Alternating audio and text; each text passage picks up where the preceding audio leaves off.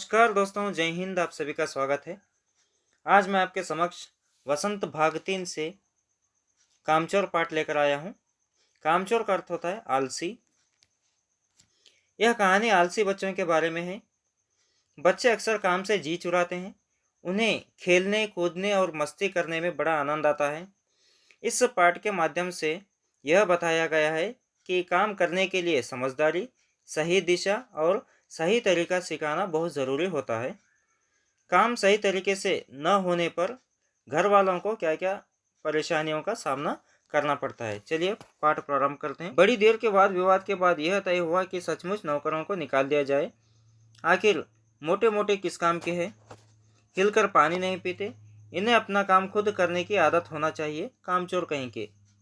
वाद विवाद का अर्थ होता है किसी विषय पर चर्चा करना। सचमुच का अर्थ होता है अवश्य, निश्चय रूप से। और खुद का अर्थ होता है स्वयं।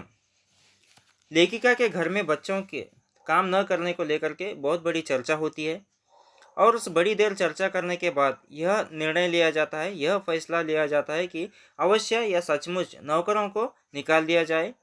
क्योंकि घर में अगर नौकर रहे तो बच्चे किसी काम को नहीं करते, किसी काम करने में रुचि नहीं रखते, इच्छा नहीं रखते और सारा दिन मस्ती करने में रहते हैं। कोई भी काम न करने की वजह से बच्चे मोटे होते जा रहे हैं। उठकर पानी भी नहीं पीते। बच्चों को अपना काम स्वयं करने की आदत होना चाहिए। यह एक माता पिता का भी कर्तव्य है कि अपने बच्चों को अपना काम स्वयं करने की आदत डालना चाहिए, नहीं तो वे आलसी होते जाते हैं। तुम लोग कुछ नहीं, इतने सारे हो, सारा दिन उधम मचाने के सिवा कुछ नहीं करते। और सचमुच में हमें ख्याल आया कि आखिर हम काम क्यों नहीं करते। हिलकर पानी पीने में अपना क्या खर्च होता है, इसलिए हमने तुरंत हिलकर पानी पीना शुरू किया।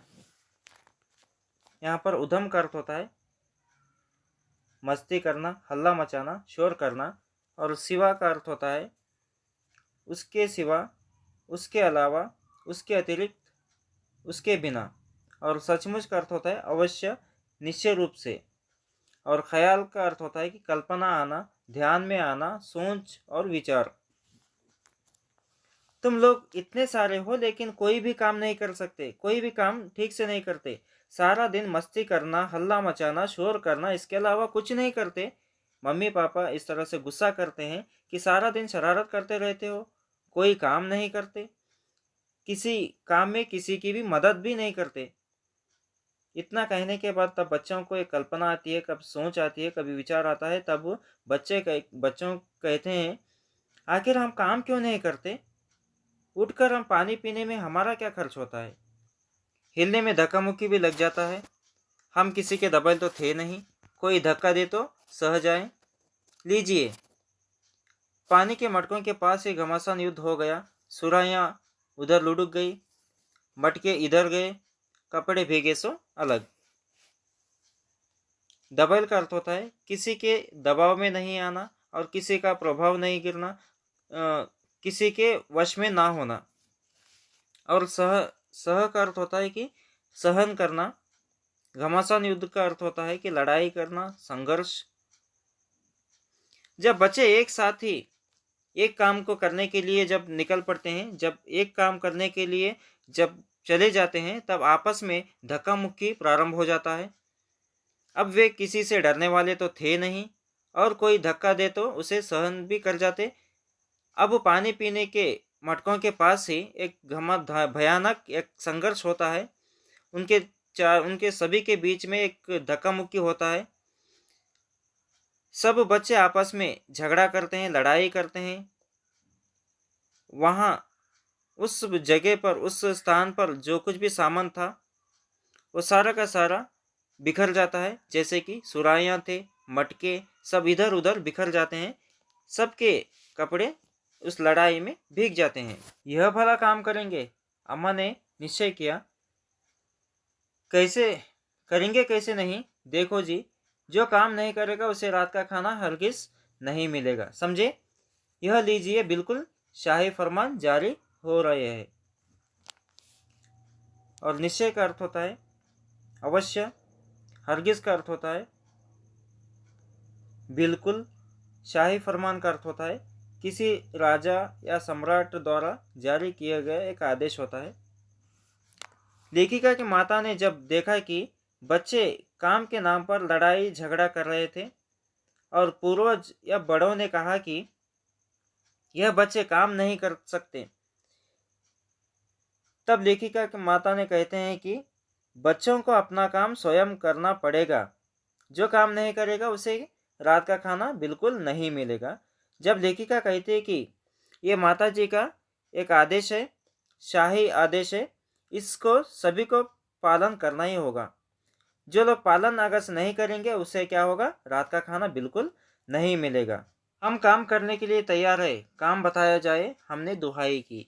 यहाँ पर दुहाई का अर्थ होता है घोषणा या पुकार, उच्च स्वरों में दी गई एक सूचना। अब बच्चे कहते हैं कि माता जी इतना कहने के बाद में से कहते हैं कि क्योंकि हमें रात में खाना तो नहीं मिलेगा, तो इसके डर में बच्चे क्या करते हैं, हम काम करने के लिए तैयार हैं और आपकी घोषणा का हमें इंतजार है। बहुत से काम है जो तुम कर सकते हो। मिसाल के लिए यह दरी कितनी मैली हो रही है, आंगन में कितना कूड़ा पड़ा है, पेड़ों में पानी देना है। और भाई ये काम तो मुफ्त में नहीं करवाए जाएंगे, सबको तनख्वाह भी मिलेगी। मिसाल के लिए मिसाल का अर्थ होता है उदाहरण, मैली का अर्थ होता है गंदगी या गंदी, मुफ्त मतलब निशुल्क, फ्री में। और तनख्वाह का अर्थ होता है वेतन, पगार, सैलरी। और दरी का अर्थ होता है ये कारपेट, कारपेट कहते हैं या चादर भी कहते हैं, चादर कहते हैं। सभी बच्चों को बहुत से काम करने के लिए कहा जाता है। तुम यह सारे काम कर सकते हो, जैसे कि गंदी दरी है उसे साफ करना है, आंगन में बहुत सारा कचरा पड़ा है उसे साफ करना है, पौधों में पानी डालना है। और बच्चों को वेतन और पगार भी देने की एक लालच भी देते हैं। अगर ये सब सारा काम अगर से आप करते हैं तो आपको फुकट में नहीं करवाए जाएंगे, आपको इसके बदले में सैलरी मिलेगी, पगार मिलेगा, वेतन मिलेगा। यह काम आपसे फुकट में नहीं करवाए जाएंगे। अगर यह सब काम अगर से अच्छे तरीके से करेंगे तो आपको इसके बदले में इनाम भी मिलेगा। अब्बा मियाँ ने कुछ काम बताए और दूसरे कामों का हवाला भी दिया। मालिक को तनख्वाह मिलती है। अगर सब बच्चे मिलकर अगर पानी डालें तो ये है, खुदा के लिए ऐसा नहीं, घर में बाढ़ आ जाएगी, अम्मा ने याचना की।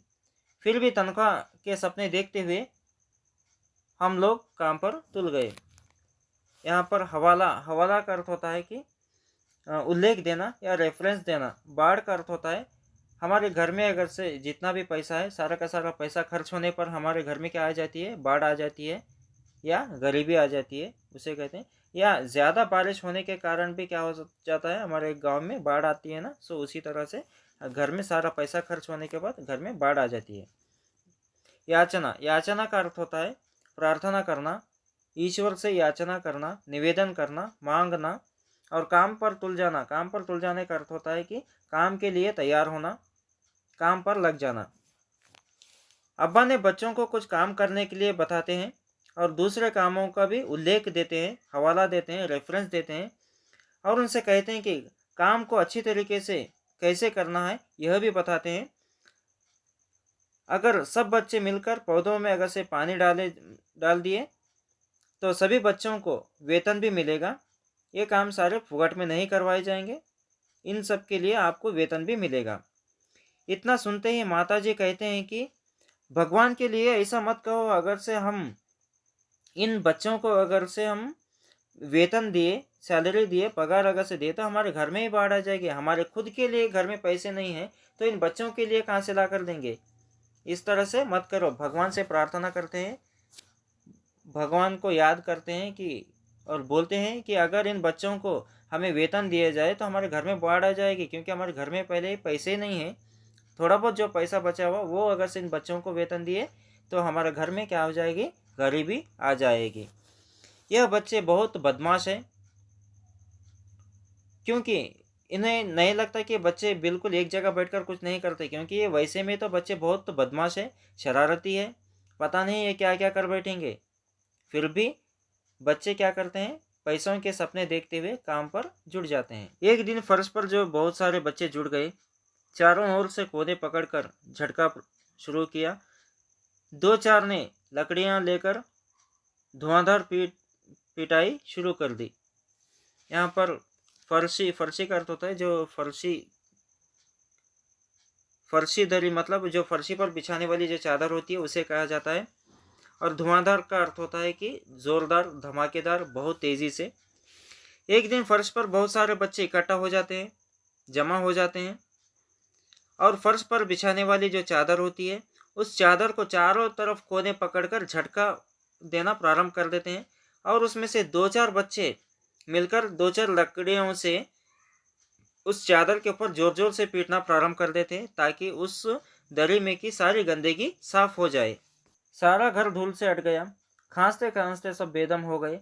सारी धूल जो दरी पर थी, जो फर्श पर थी, सबके सिरों में जम गई, नाकों में, आंखों में और घुस गई। बुरा हाल हो गया सबका।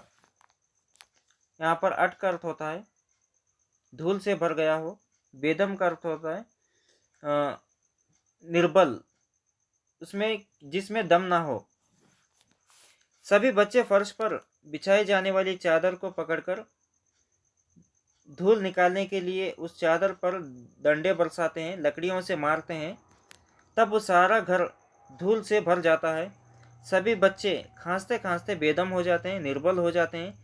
सभी बच्चों का सांस लेना बड़ी मुश्किल हो जाता है और सभी घर के जितने भी सदस्य थे उन सारे सदस्यों का सांस लेना बहुत बड़ी मुश्किल हो जाती है। जितनी भी धूल उस दरी पर थी वह धूल सारे घर में फैल जाती है, सभी के सिरों में, नाकों में, आंखों में घुस जाती है। धूल के कारण घर के सभी सदस्य या सभी बच्चों का बुरा हाल हो जाता है। हम लोगों को तुरंत आंगन में निकाला गया। वहाँ हम लोगों ने फौरन झाड़ू देने का फैसला किया। तब बच्चों को ख्याल आता है कि बहुत सारी धूल जम गई है और उन बच्चों ने सब मिलकर क्या करते हैं, आंगन में झाड़ू लगाने के लिए तैयार हो जाते हैं। सभी मिलकर झाड़ू मारने के लिए, झाड़ू देने के लिए तैयार हो जाते हैं। झाड़ू क्योंकि एक ही थी, तनख्वाह लेने वाले उम्मीदवार बहुत, इसलिए क्षण भर में झाड़ू के पुर्जे उड़ गए। जितनी सीखें जिसके हाथ पड़ी वह उससे उल्टे सीधे हाथ मारने लगे। यहाँ पर फौरन का अर्थ होता है तुरंत, जल्दी, झटपट। फैसले का अर्थ होता है निश्चय, निर्णय। और उम्मीदवार का अर्थ होता है कि आशा रखने वाले।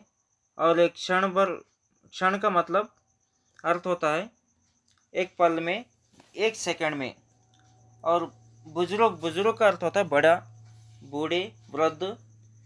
सींके का अर्थ होता है झाड़ू के तीलियां।